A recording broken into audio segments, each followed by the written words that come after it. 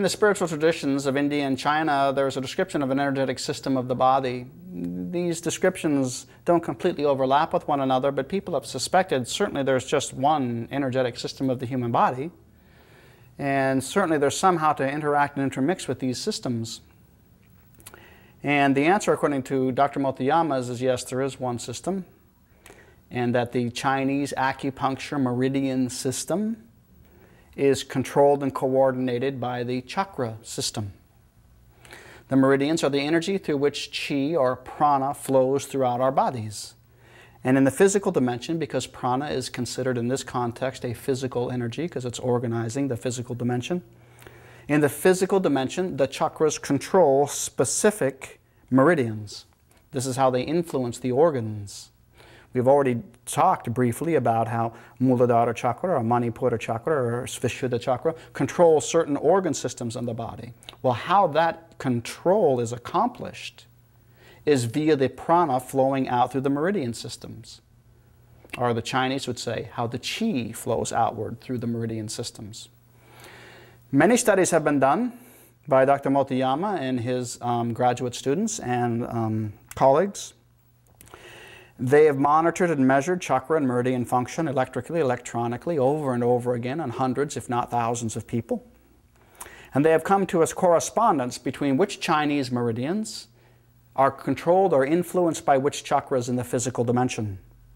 So those of you who have an experience with acupuncture or acupressure or Tai Chi or Qigong or some of the East Asian traditions as opposed to the South Asian traditions, if you're looking for a link or a connection between your practices and the meditation chakra practices that we've suggested, this chart or tabulation might be helpful. And this chart or tabulation is a very hard-won bit of information. To my knowledge, you cannot read or find these descriptions anywhere else other than the work of Dr. Motoyama and his colleagues. So, for the sake of a public record that you might have access to it if you're interested in it, I will briefly go over which of the common meridians used in acupuncture practice are reflective of and correspond with chakras in the body. Muladhara chakra and Svadhisthana chakra function almost as twins, as a team. They pretty much influence the same meridians and have this effect on the same organ systems of the body, because this is Muladhara is the potential of Shakti, and Svadhisthana is the activity of Shakti. They're very closely related to one another, and this is reflected in the fact that meditations on those chakras activate the same meridians of the body. The most important meridians they activate are the kidney and urinary bladder. This is what they have the strongest influence over. But they also influence, to a lesser extent, the small intestine, the liver, and the triple heater. So if you're an acupuncturist, this will carry some meaning towards you in your investigations and perhaps your practices of how you might assist the energy movement and direction and awareness of the chakras in your practice. Manipura, the third chakra, the most important meridians that it influences are the stomach and spleen and the liver and the gallbladder.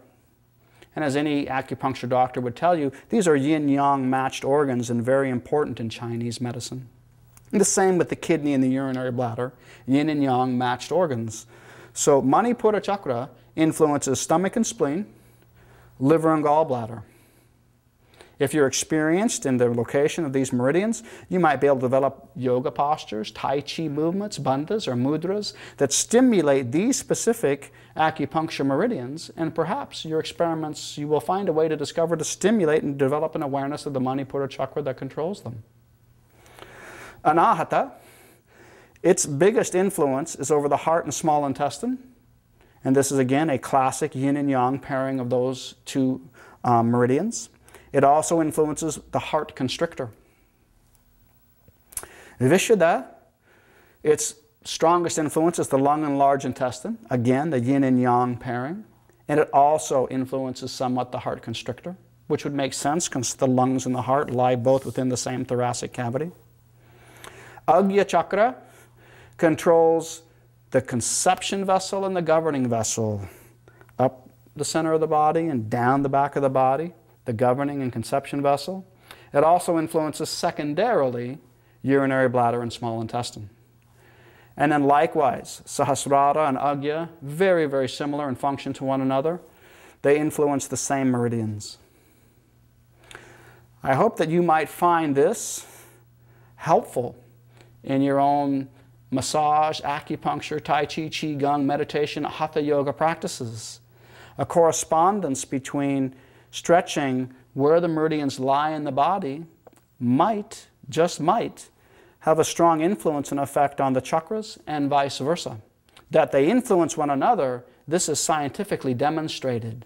How we as practitioners might take advantage of this interconnection, I think is a very exciting area to be explored, both by the Chinese traditional martial arts and healing Qigong practitioners and by Hatha yogis.